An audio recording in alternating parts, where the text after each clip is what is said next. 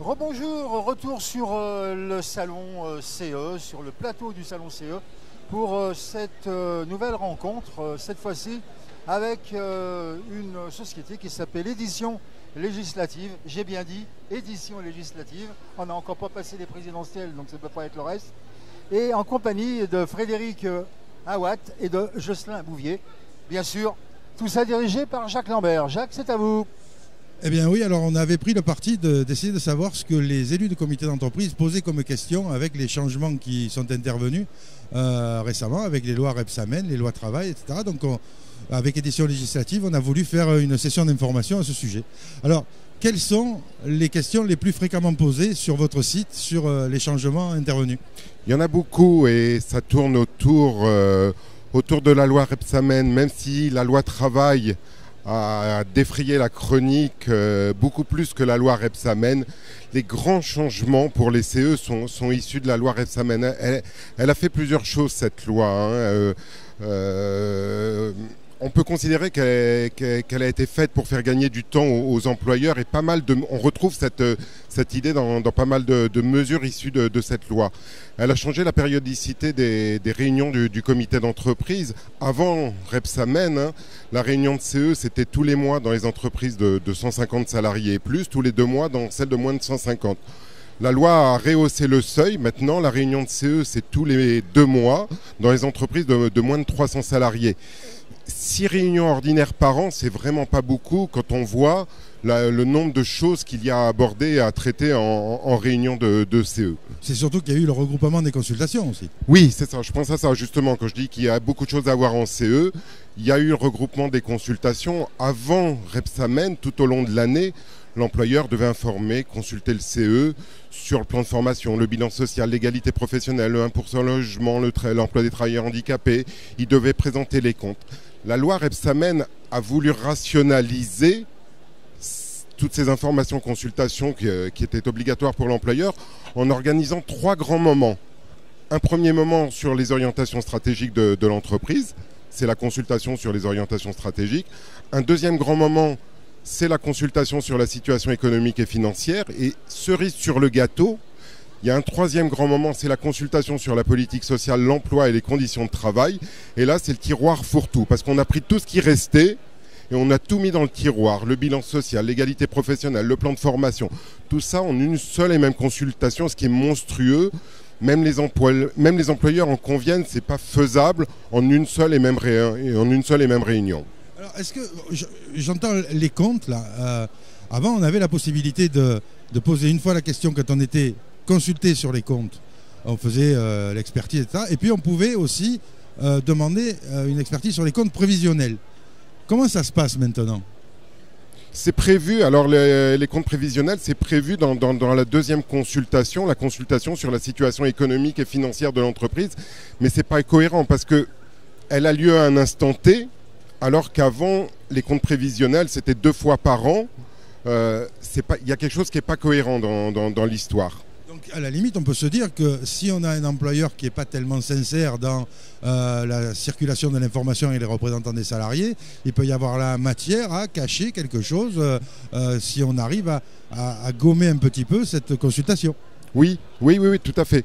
C'est au CE à être vigilant et à demander les informations s'il ne les voit pas venir spontanément de la part de l'employeur. Est-ce que ça va changer la demande qu'ont les comités d'entreprise de prestation de leurs experts, type experts comptables ou experts juridiques?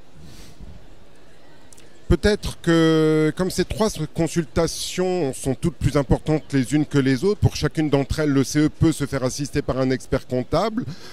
Avant, le grand moment de l'année, c'était l'examen annuel des comptes. Et c'est surtout à cette occasion que le CE se faisait assister par un expert comptable rémunéré par l'employeur.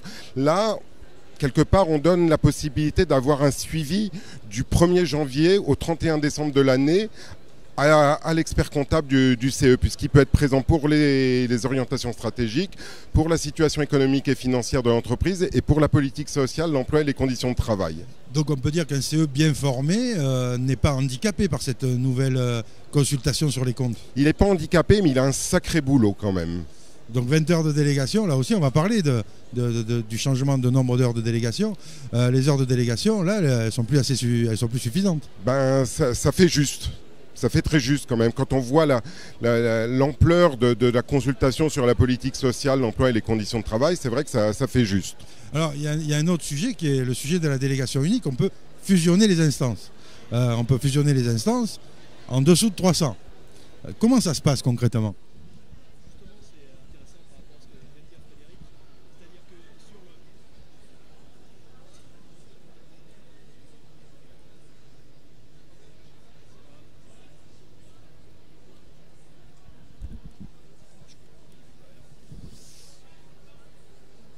Donc, par rapport à ce que vient de dire Frédéric, effectivement, par rapport aux différentes missions qui sont attribuées à la DUP, ça fait peut-être un petit peu beaucoup et on verra en pratique comment les élus vont gérer tout cela.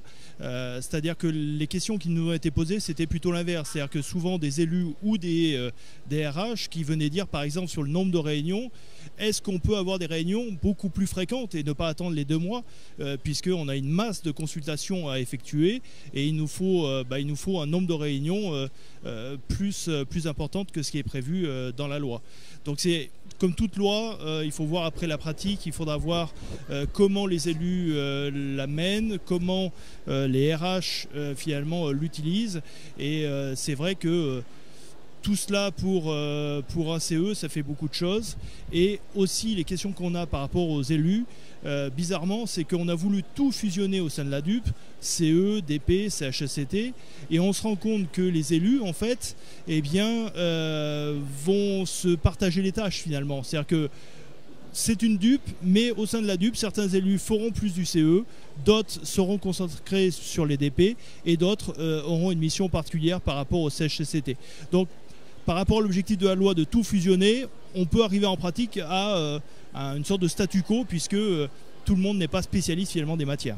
Alors on va, pour cette fin d'intervention, on va parler de la DUP et des heures de délégation. Il y a aussi un changement du nombre d'heures de délégation qui ont été données aux élus et mandatés. Combien d'heures de délégation maintenant ? Pour le CE, rien n'a changé, ça reste 20 heures. En délégation unique du personnel, le crédit d'heure va de 18 à 21 heures selon la tranche d'effectifs dans laquelle l'entreprise se situe.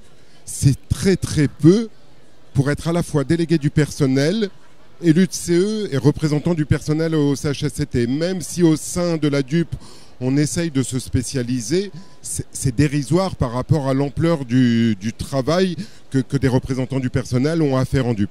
Quelque part, on peut considérer, après chacun a son opinion, mais que la DUP, ça reste un marché de DUP pour les représentants du personnel. Faut être lucide.